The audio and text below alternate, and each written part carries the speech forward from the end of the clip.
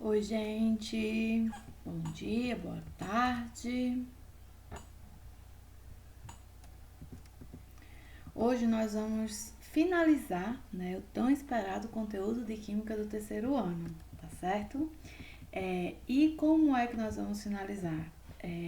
Aprendendo um pouco mais, quimicamente falando, sobre os carboidratos, porque vocês já conhecem, já tiveram contato com os carboidratos. Vamos lá. Aqui. O que acontece, né? Primeiramente, o que é um carboidrato, né? Como vocês já sabem, como vocês já devem ter ouvido por aí, nada mais é do que um carbono hidratado, né? E eu vou mostrar a estrutura dele, né? Nos próximos slides para vocês entenderem como assim um carbono hidratado, né? Como a gente sabe, alguns alimentos fazem parte do nosso cotidiano, né? É, possuem carboidratos, são ricos, né? E o que acontece? Esses alimentos que fazem parte do nosso dia a dia, eles têm três elementos químicos principais, são os carbonos, os hidrogênios e os oxigênios. Quando eles estão juntos, eles são chamados de carbono hidratado, certo?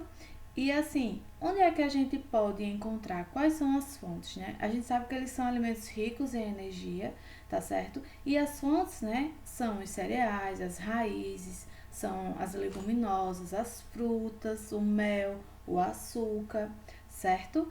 E como a gente já havia falado, né, a função deles é o quê? É essa energia, né? Como assim? Eles vão despejar, né, no na nossa corrente sanguínea, uma glicose, a glicose, né, que é o açúcar, tá certo? E assim vai proporcionar o quê? Energia, né, pra gente realizar as atividades do nosso dia a dia, para trabalhar, para estudar, né, precisa de energia para estudar, trabalhar, para estudar, para praticar exercícios físicos, certo? Então, assim, os carboidratos são as nossas fontes de energias, ok? Como eu já havia falado, a composição deles é carbono, né, hidrogênio e oxigênio, certo? É um carbono hidratado. Também tem aqueles que possuem nitrogênio, fósforo ou enxofre, só que eles são, assim, pouquíssimos comuns no nosso cotidiano, ok? A classificação. A classificação, né, é segundo a quantidade de átomos de carbono nas moléculas e podem ser monossacarídeos, disacarídeos ou polissacarídeos, tá certo? Os mais simples são os monossacarídeos, tá? E tem uma estrutura, né, de carbono linear, ok? E o que acontece? A gente tem os principais, a glicose, a frutose e a galactose, tá certo? E eles também são classificados pela quantidade, tá, de carbonos, trioses, tetrose, pentose, hexose, heptose, tá? Os mais comuns, certo, são as pentoses, aqui, ó. Cadê meu lápis? Cadê meu óculos, Juliana? Aqui. Lápis, ó, a ribose e a desoxirribose. O que acontece? 5 carbonos, ok? Pentose, beleza? Aí, né, o nosso famoso RNA e DNA que vocês conhecem muito bem, ok? E quando eu digo que eles têm uma cadeia linear, eu falo disso aqui, ó.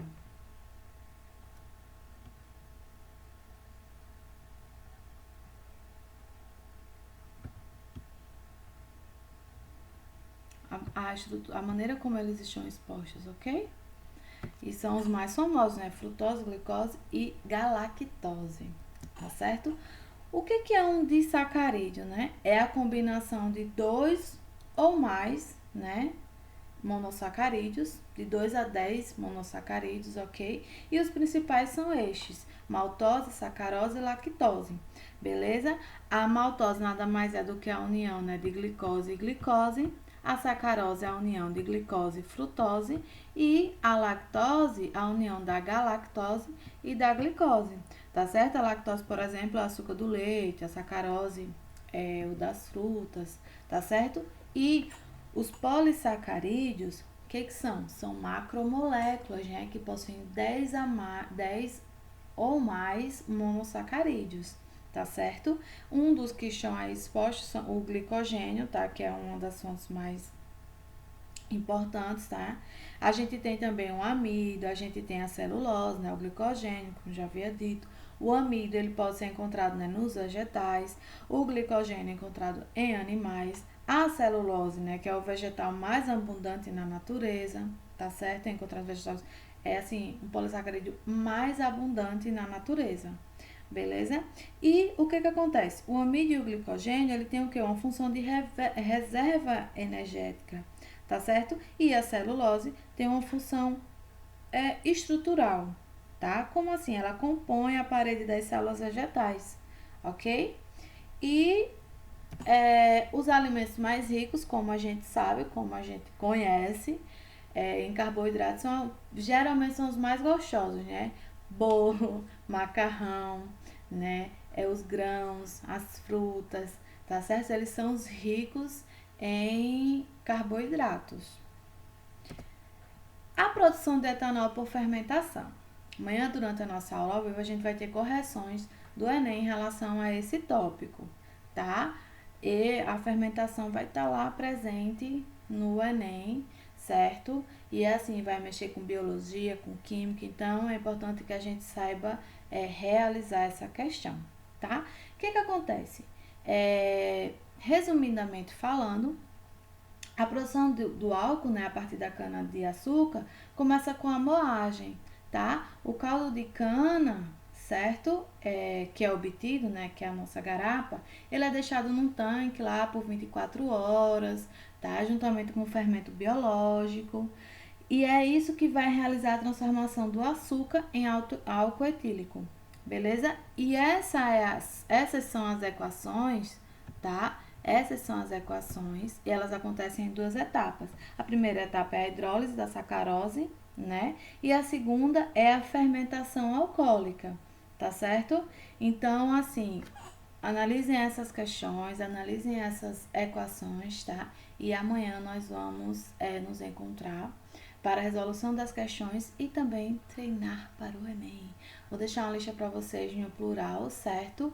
E aguardo o resumo da aula de vocês de hoje, ao resumo de vocês da aula de hoje, né? Como também a resolução das questões Enem no plural, tá? Até mais, qualquer dúvida, estou disponível para vocês.